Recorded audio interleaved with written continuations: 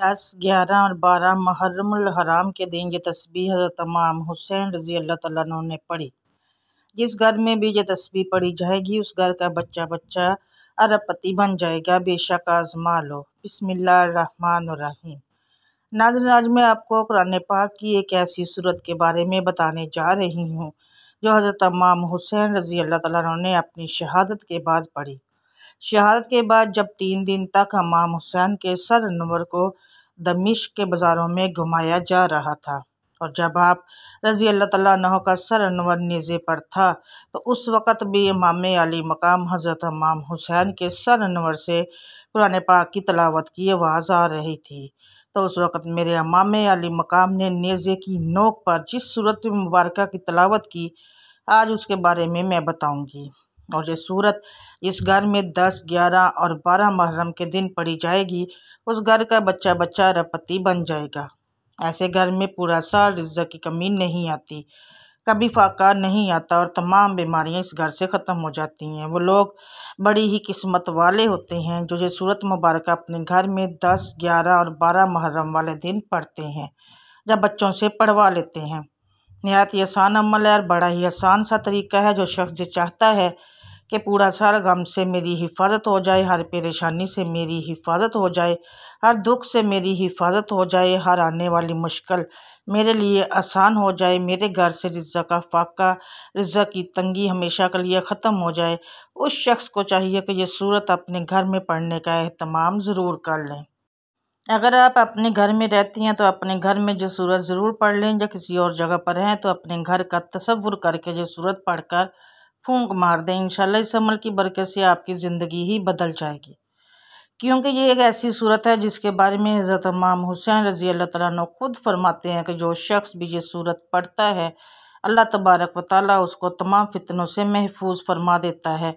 नाज़रीन इकराम, जान लीजिए कि सबसे बड़ा फितना दज्जाल का फितना है। इस सूरत को पढ़ने की वजह से अल्लाह तबारक व तआला उसको दज्जाल के फितने से महफूज फरमा लेते हैं। यह सूरत ऐसी है कि अगर कोई शख्स उसको पढ़ लेता है तो कर्ज़ की अदायगी में आसानी होती है। अल्लाह ताला इस सूरत के पढ़ने वाले की गैबी मदद फरमाता है, जिसने करबला की सरजमीन पर अपना तन मन धन सब कुछ कुर्बान कर दिया था। उन्होंने ये सूरत नेज़े की नोक पर चढ़कर पढ़ी थी, इसलिए ये सूरत इतनी प्यारी है कि मुफस्सिरीन और सूफिया कराम फरमाते हैं कि जो बंदा भी ये सूरत पढ़ता है तो अल्लाह तबारक व तआला हमेशा की मोहताजी से उसको महफूज फरमा लेता है। अगर वह मकरूज़ हो तो कर्ज़े की अदायगी में आसानी हो जाती है। अगर उसके दुश्मन बहुत ज़्यादा हों तो अल्लाह तबारक व तआला उसकी हिफाजत फरमाता है। हमेशा इमाम हुसैन की तरह ज़िंदगी के हर मैदान में उस सूरत को पढ़ने वाले को कामयाबी नसीब होती है और इसी तरह हमेशा के लिए गुर्बत का खात्मा हो जाता है, ज़ालिम से हमेशा के लिए निजात मिल जाती है। अगर कोई औरत हामला है, उसके पेट में बच्चा है, तो उसकी हिफाजत के लिए भी ये सूरत बहुत ही मौसर है। और एक बुजुर्ग का कौल ये भी है कि अगर कोई शख्स मस्जिद के अंदर बैठकर खुलूस नियत के साथ इस सूरत को पढ़े और उसके बाद एक सजदा करे, फिर सजदा रेज़ होकर अल्लाह तबारक व तआला के हजूर अपनी किसी भी हाजत के लिए ख़ास तौर से कर्ज़ से खलासी के लिए दुआ करे, तो अगले ही दिन उसके कर्ज़ का इंतज़ाम हो जाता है। और इस सूरत में एक जुम्मा से दूसरे जुम्मा नहीं गुज़रता, यानी एक से दूसरा हफ्ता नहीं गुज़रता, 8 दिन नहीं गुज़रते कि अल्लाह तबारक व तआला उसकी हर मुश्किल को आसान फरमा देता है। नाज़रीन इकराम, इसी तरह जब कोई शख्स मुहर्रमुल हराम की 10, 11 और 12 तारीख को ये सूरत पढ़ेगा तो अल्लाह तबारक व तआला उस बंदे की हर मुश्किल को आसान फरमा देगा। हज़रत इमाम अली मकाम इमाम हुसैन रज़ी अल्लाह तआला अन्हु की तिलावत को किसी भी हाल में मत छोड़ना और रब की बारगाह में सजदा किसी हाल में ना छोड़ना। जान जाती है तो चली जाए, सब कुछ कुर्बान करना पड़ जाए तो कर देना, लेकिन ईमान को ना जाने देना, कुरान को ना जाने देना। ईमान के साथ, कुरान के साथ, नमाज के साथ, सजदों के साथ अपनी पेशानियों को हमेशा तर रखना। कुरान पाक की तिलावत से हमेशा अपनी ज़बान को तर रखना, दुनिया में भी इज़्ज़त मिलेगी और कल आखिरत के दिन भी इज़्ज़त मिलेगी। नाज़रीन कराम, ये बड़े ही अहम दिन हैं, बड़ी सुहानी घड़ियाँ हैं। चुनाचा आप अपने घरों के अंदर हज़रत इमाम हुसैन का न्याज का भी एहतमाम करें और साथ ही सूरत के पढ़ने का भी ज़रूर एहतमाम करें। इस अमल को मुकम्मल सुनकर और समझ कर कीजिएगा, इंशाल्लाह आपकी नस्लें आबाद हो जाएंगी और आपका मुकद्दर संवर जाएगा, आपकी ज़िंदगी संवर जाएगी, आपके हालात बदल जाएंगे। क्योंकि ये 3 दिन बड़े ही अहम होते हैं। इस अमल को आप अपने पास लिखकर महफूज कर लें और अपने तमाम दोस्त अहबाब तक भी मेरी ये वीडियो ज़रूर पहुँचाएँ, जो इस वक्त मुश्किलात का सामना कर रहे हैं और परेशानियों का सामना कर रहे हैं। उनको भी ये पैगाम और ये सूरत ज़रूर पहुँचाएँ ताकि वो भी इस सूरत को पढ़कर अपना मुकद्दर संवार सकें, अपनी मुश्किलों को आसान करवा सकें, अपनी हाजतों को अल्लाह तबारक व तआला की बारगाह से पूरा करवा सकें। जान लीजिए कि इमाम अली मकाम की शहादत तरीक़ के अंदर एक ऐसी शहादत है कि इस जैसी शहादत न पहले कभी हुई और ना ही क़यामत तक कोई और हो सकती है। क्योंकि हज़रत इमाम हुसैन के बारे में नबी करीम सल्लल्लाहु अलैहि वसल्लम ने ख़ुद फरमाया कि जब इमाम हुसैन रज़ी अल्लाह तआला अन्हु की पैदाइश हुई, आपकी वलादत हुई, तो तब ही नबी करीम सल्लल्लाहु अलैहि वसल्लम ने उनकी शहादत के बारे में आगाह फरमा दिया। हज़रत उम्मे सलमा रज़ी अल्लाह तआला अन्हा बयान फरमाती हैं कि नबी करीम सल्लल्लाहु अलैहि वसल्लम ने इरशाद फरमाया कि अभी जिब्राईल अमीन ने मुझे ये इत्तला दी है कि मेरा ये फ़र्जंद सरज़मीन फ़रात में शहीद किया जाएगा। मैंने जिब्राईल अलैहिस्सलाम से कहा, उसके मक़तल की मट्टी दिखाओ। बस वो मट्टी लाए और फिर वो मट्टी नबी करीम सल्लल्लाहु अलैहि वसल्लम ने उम्मे सलमा रज़ी अल्लाह तआला अन्हा को दी और फरमाया कि जब ये मट्टी सुरख हो जाए तो समझ लेना कि मेरे बेटे को शहीद कर दिया गया है। उम्मुल मोमिनीन हज़रत उम्मे सलमा रज़ी अल्लाह तआला अन्हा बयान फरमाती है कि मैंने उस मट्टी को शीशे में डाल लिया और जब इमाम अली मकाम अर्ज़ करबला में शहीद हुए तो वो मट्टी मदीना पाक में खून बन गई थी। और जब मैंने इस मट्टी को खून बनते हुए देखा तो मुझे पता चल गया कि आज इमाम अली मकाम हज़रत इमाम हुसैन रज़ी अल्लाह तआला अन्हु को शहीद कर दिया गया है। फरमाती है कि दोपहर का वक़्त था, मैं अपने घर में सोई हुई थी तो नबी करीम सल्लल्लाहु अलैहि वसल्लम मेरे ख्वाब में तशरीफ़ लाते हैं। आका सल्लल्लाहु अलैहि वसल्लम का सर मुबारक गर्दलूद था। मैंने हजूर सल्लल्लाहु अलैहि वसल्लम की बारगाह में अर्ज़ किया कि या रसूल अल्लाह, इस हाल में कैसे आना हुआ? तो आप सल्लल्लाहु अलैहि वसल्लम ने फरमाया कि मेरे बेटे इमाम हुसैन को आज करबला के अंदर शहीद कर दिया गया है।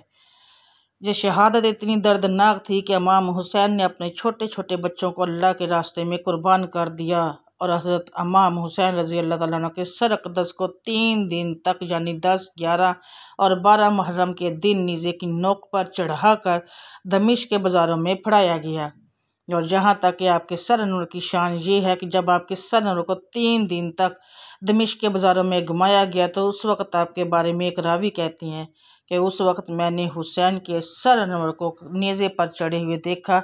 मैं उस वक़्त दमिश्क में था कि आपके सर अनवर के सामने खड़े होकर एक आदमी ये सूरत पढ़ रहा था। फिर जब वो इन अल्फाज पर पहुँचा, क्या तूने न जाना कि बेशक असहाबे कहफ और रकीम हमारी निशानियों में से एक अजूबा थे। जब इस आयत मुबारक पर वो शख्स पहुँचता है तो इमाम हुसैन रज़ी अल्लाह तआला अन्हु के सर अक़दस से कुरान पाक की तलावत की आवाज़ आती है कि आप ये फरमा रहे होते हैं, ए सहाबे कहफ के बारे में कहने वालों, मेरा कत्ल किया जाना और मेरे सर का नेज़े पर चढ़ाया जाना ये इससे भी ज़्यादा अजीब तर है। कहने वाले कहते हैं कि इमाम हुसैन का कत्ल किया जाना और आपके सर अनवर को तन से जुदा करके नेज़े की नोक पर चढ़ाना, फिर दमिश्क के बाज़ारों में घुमाया जाना, ये सहाबे कहफ के वाक़े से भी अजीब तर है। तो नाज़रीन, जान लीजिए कि सूरह मुबारक सूरह काफ है और जो लोग भी सूरह काफ का अपने घरों में इसकी तिलावत का एहतमाम करती हैं, जो तरीका भी आपको बताने वाली हूँ, इस तरीके के मुताबिक पढ़ेंगे तो इंशाअल्लाह जो कुछ भी सूरत के बारे में बयान किया गया है वो ज़रूर पूरा होगा और अल्लाह तबारक व तआला इस वजीफ़े को करने वाले को खाली दामन नहीं छोड़ेंगे, इनकी झोलियाँ भर देंगे। नाज़रीन कराम, 1400 साल गुजर जाने के बाद आज भी मेरे हुसैन का नाम ज़िंदा है और क़यामत तक ज़िंदा ही रहेगा इंशाअल्लाह। नाज़रीन, अभी मैं आपको बताऊंगी कि 10, 11 और 12 मुहर्रम वाले दिन आपने ये सूरह काफ किस तरह पढ़नी है और कितनी मरतबा पढ़नी है। लेकिन इससे पहले अगर आप मेरे चैनल पर नए हैं और आपने अभी तक इस चैनल को सब्सक्राइब नहीं किया तो खुदारा इस चैनल को अभी सब्सक्राइब कर लें, क्योंकि ऐसे बहुत से वज़ाइफ, बहुत से अमाल आपके हवाले डेली बेसिस पर करती रहूँगी। अब अमल क्या है?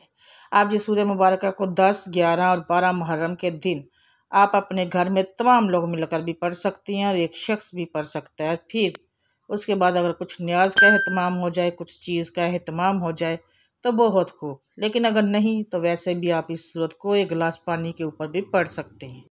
फिर इस पानी को आप अपने सब घर वालों और बीवी बच्चों को पिला दें। अगर आप घर में नहीं हैं तो तसव्वुर में अपने घर के ऊपर दम कर दें और अपने बच्चों के ऊपर भी तसव्वुर में दम कर दें। इसके शुरू और आखिर में दुरूद इब्राहिमी पढ़ना है, जो हम लोग नमाज़े के अंदर पढ़ते हैं। इस दुरूद में हज़रत इब्राहीम अलैहिस्सलाम और उनकी आल का जिक्र है। इसी तरह नबी करीम सल्लल्लाहु अलैहि वसल्लम और आपकी आल का जिक्र है। गुजारिश है कि आप ये वजीफ़ा ज़रूर करें। अगर आप 10 मुहर्रम को सूरह काफ पढ़ते हैं तो 10 मरतबा सूरह काफ और उसके अव्वल और आखिर 10 मरतबा ही दुरूद इब्राहिमी पढ़ें। अगर आप 11 मुहर्रम को जो सूरत पढ़ते हैं तो 11 मरतबा दुरूद इब्राहिमी और 11 मरतबा ही सूरह काफ पढ़ें।